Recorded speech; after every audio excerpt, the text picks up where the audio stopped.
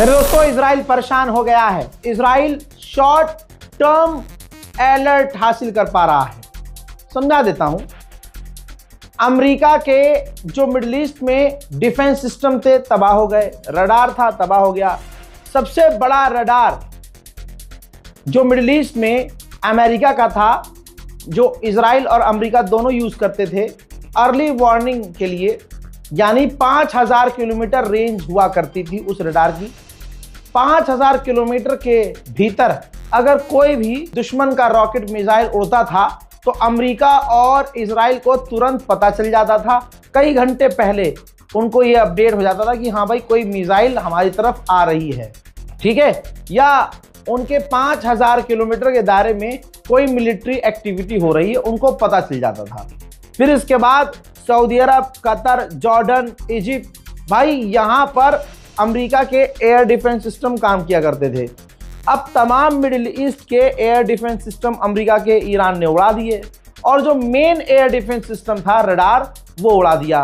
अब दिक्कत इजराइल को ये हो रही है कि पहले 1 घंटे पहले पता चल जाता था कि भी मिसाइल आ रही है, अब 10 मिनट में पता चलता है। सिर्फ 10 मिनट के अंदर अपने आप को बचाना है, बंकर में ले जाना है, सारा सामान छोड़ना है और खुद को छुपाना है। ये तमाम चीजें इजराइल को करनी पड़ रही है, जिस वजह से इजराइल के लोग परेशान हैं। अब वो बंकर से बाहर नहीं आ पा रहे हैं क्योंकि उनको पता है कि पहले 1 घंटे पहले पता चल जाता था कि मिसाइल आ रही है और अब 10 मिनट या 5 मिनट। तो ऐसे में इजराइल को बहुत मुश्किल का सामना करना पड़ रहा है।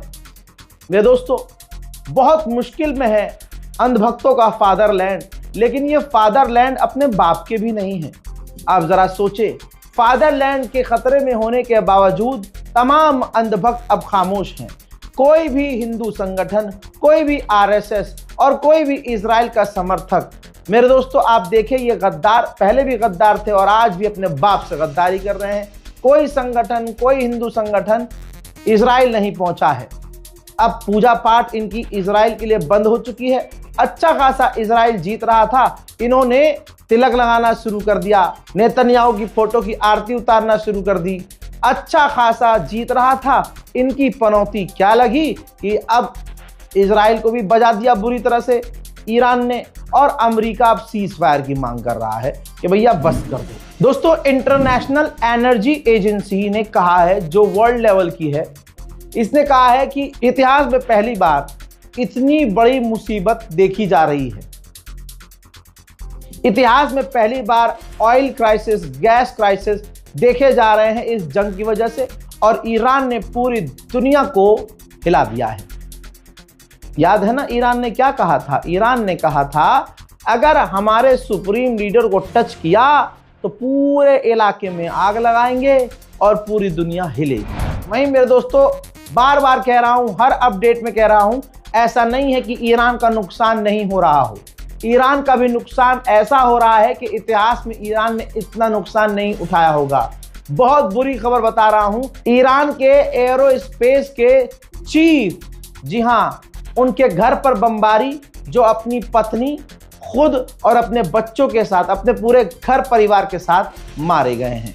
ईरान को ये बहुत बड़ा झटका लगा है। दोस्तों, जंग से पहले चाइना को जितना ईरान तेल दे रहा था, अब जंग के दौरान जब समुद्र का बादशाह ईरान हो गया है तो ईरान और भी ज्यादा तेल चीन को दे रहा है।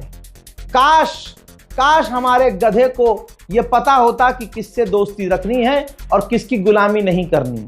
आज हमें नुकसान उठाना पड़ रहा है, वरना आज हमें भी ईरान खुले में तेल देता। उधर फ्यूल बहुत महंगा हो रहा है, तो जो न्यूजीलैंड है वो बहुत सारी फ्लाइट्स को कट करने वाला है। फ्लाइट की बात आई है तो बता दूं कि एयर इंडिया, भारत की जो एयर इंडिया है और भी कई सारी एयरलाइंस हैं, वो भी बहुत जल्द इंशाल्लाह ये जो टिकट के प्राइसेस हैं, जो दाम हैं, वो बढ़ाने वाले हैं। हो सकता है बढ़ा भी दिया हो, मेक माई ट्रिप पे देख लीजिएगा। मेरे दोस्तों, अमेरिका घुटने पर आ चुका है। 5 दिन पहले ट्रंप ने ऐलान किया था कि हम जीत गए हैं। सच्चाई यह है कि ईरान जीता है। अब अमेरिका ने जब खुल्लम खुल्ला नहीं, चुपके से कई बार कह दिया माफ कर दो, सीज फायर कर लो, तो ईरान ने मना कर दिया कि ना ना ना ना ना, हम सीज फायर नहीं करेंगे। अब बात पब्लिक के सामने भी आ गई है, रिपोर्ट आपके सामने। मेरे दोस्तों, अमेरिका को ईरान ने जवाब दिया है कि कहा कि तुम जब चाहे जंग शुरू नहीं कर सकते और जब तुम्हारे मन में आए जंग खत्म नहीं कर सकते। बात वही जो ईरान कह रहा था शुरू में कि अपनी मर्जी से तुमने जंग जबरदस्ती शुरू तो कर ली है, अब यह खत्म हमारे हिसाब से होगी। मेरे दोस्तों, कहीं ईरान के अलावा कोई और देश होता तो उस पर अगर हमला हो रहा होता तो क्या होता? चीजें महंगी होती, ट्रांसपोर्ट महंगा होता, मेट्रो बंद हो जाती, बसें महंगी हो जाती, पब्लिक ट्रांसपोर्ट भाई बहुत महंगा हो जाता। लेकिन तेहरान की गवर्नमेंट ने क्या किया? फ्री ट्रांसपोर्ट कर दिया। बस, टैक्सी जो भी चल रहा है सब फ्री है भैया। पूरे देशवासियों के लिए सब कुछ ट्रांसपोर्ट फ्री कर दिया गया है। समझ रहे हो? ईरान कहते हैं जी इसे, ईरान। हमारे यहाँ तो ये मेट्रो स्टेशन है, वो रिक्शा स्टैंड है, और बारिश में अगर यहाँ पानी भर जाता है तो भैया साइकिल पर या बाइक पर या ई रिक्शे वाले ही सिर्फ वहां से वहां ये जो नकली नदी बन जाती है इतनी इतनी गहरी, सिर्फ ये क्रॉस कराने के 20 रुपए ले लेते हैं। आपदा में अफसर, लेकिन वो ईरान है। अमेरिका घुटने पे आ चुका है पूरी तरह से। कुछ ही घंटे में हर मीडिया में आ जाएगी खबर, अंदर अंदर सबको पता है। लेकिन कुछ अमेरिकी सेनेटर बौखला गए हैं। अब ये जो सेनेटर बैठा है ये कह रहा है कि हमें ईरान की लीडरशिप मुश्तबा खामनाई को भी कत्ल कर देना चाहिए, जबकि अमेरिका और इजराइल साफ कह चुके हैं कि हम अब लीडरशिप पर नहीं जा सकते, वहां की रिजीव नहीं गिर सकती। लेकिन फिर से कह रहा हूं, एक से बढ़कर एक जलील अमेरिका इजराइल, ऐसा कोई सगा नहीं जिसे अमेरिका इजराइल ने ठगा नहीं। तो कोई भरोसा अमेरिका पर ईरान को नहीं करना चाहिए। मुज्तबा खामनाई को अभी पब्लिक में नहीं लाना चाहिए। दोस्तों, इजराइल के बेस पर और जासूसी एजेंसी, खुफिया एजेंसी इजराइल के अंदर जो इजराइल की है शिन बेट, उसके हेडक्वार्टर को ईरान ने निशाना बनाया है। यह क्लेम किया है ईरान ने, और उस पर हमले का जो वीडियो उसने जारी किया है आपकी स्क्रीन पर है। जी हाँ, इजराइल को अब निशाना बनाना ईरान के लिए बहुत आसान हो गया है। जंग बढ़ चुकी है क्योंकि इजराइल ने ऐलान किया है कि हमने ईरान पर बड़े हमले शुरू कर दिए हैं। अब जो ईरान पर हमले बड़े लेवल पर इजराइल कर रहा है उसके चंद मंजर दिखाना चाहता हूं। اینکه تمام چیزهایی که حکومت ازش استفاده کرده برای سرکوب ما و در آتیش میسوزه نمادی از شکست حکومته. این بار حکومت به طور کامل نابود خواهد شد و خواهد سوخت. تمام موشهای کثیف و به ویژه مجتبی خامنه‌ای نابود خواهد شد و در این نوروز آزادی میهنمان را جشن می‌گیریم.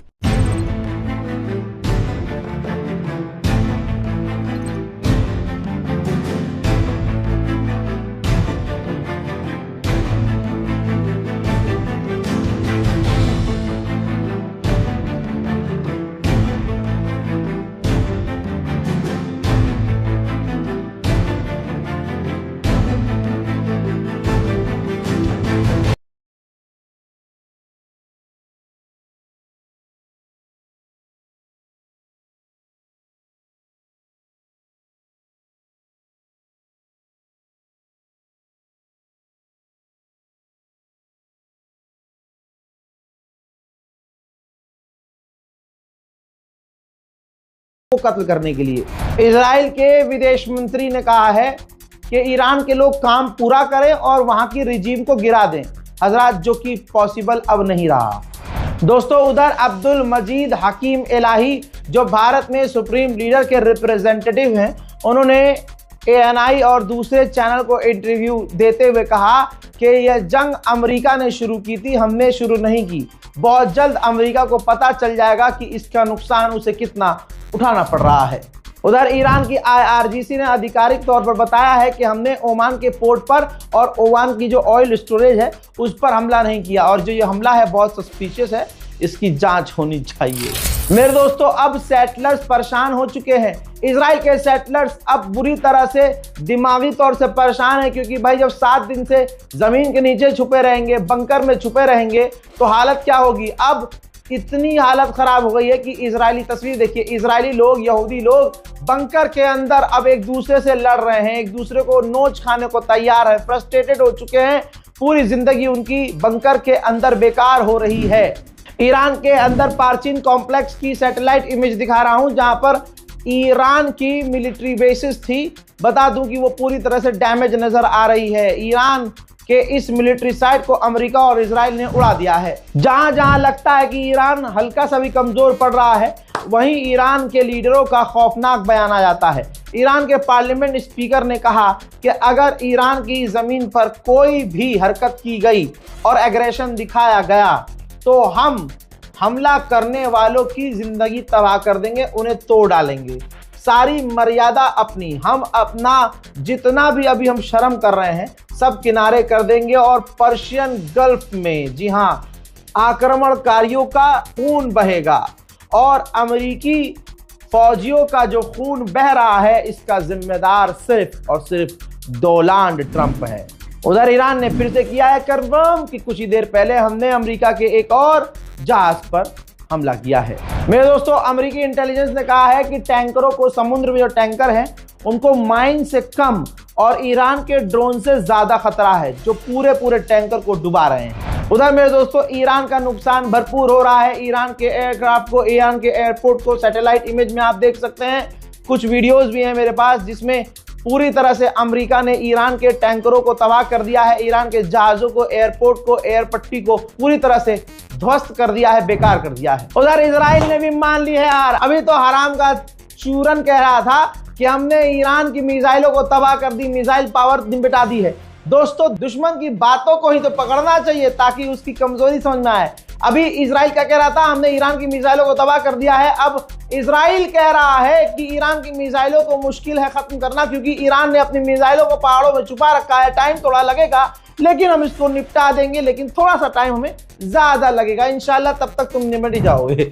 मेरे दोस्तों, अब डोनाल्ड ट्रंप ने G7 को हुक्म दिया है कि जो आपके पास रिजर्व ऑयल है वो आप रिलीज करो ताकि तेल के दाम $90 तक ही रहें। मेरे दोस्तों, डोनाल्ड ट्रंप पूरी कोशिश कर रहा है कि तेल के दाम ना बढ़े, क्योंकि तेल के दाम बढ़ने का मतलब यह है कि डोनाल्ड ट्रंप के ऊपर सब थूक रहे हैं, चीख रहे हैं कि इसकी जंग, इसकी पर्सनल खुन्नस, इसकी खुद की खुन्नस आज दुनिया पर भारी पड़ रही है। उधर लेबनान की तरफ से और ईरान की तरफ से, दोनों तरफ से हैदर के लाल के हमले ऐसे हुए कि इजराइल में दे दनादन मिसाइलें गिर रही हैं। देखिए,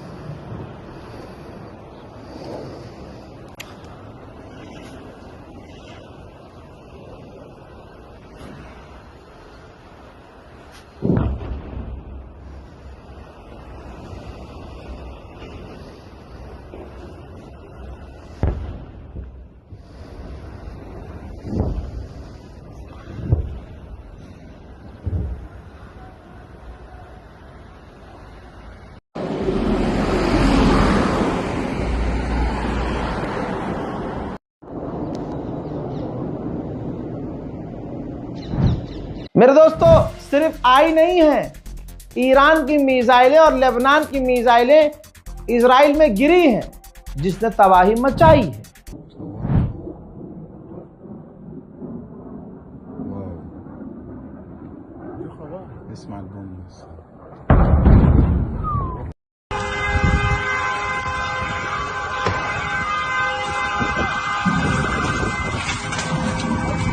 الظاهر في قنبلة اتفجرت قدام الداكن السيارة. ده كلها السيارة ممكن معبية سلاح ولا معبية فيها قنابل فيها شو مش عارف. المهم ده كلها الحياة اللي جات هنا قدام الداكن سيارة الرايش ده، والعالم هنا جاي تجربة شديدة.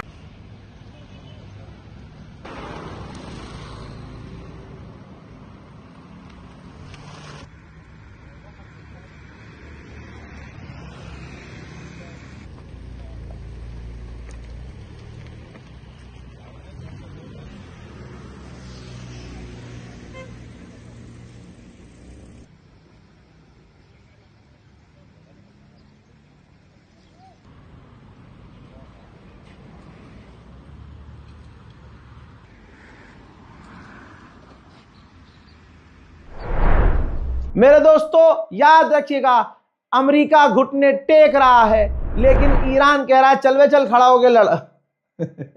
लड़, शुरू तूने किया, खत्म हम करेंगे अपने हिसाब से।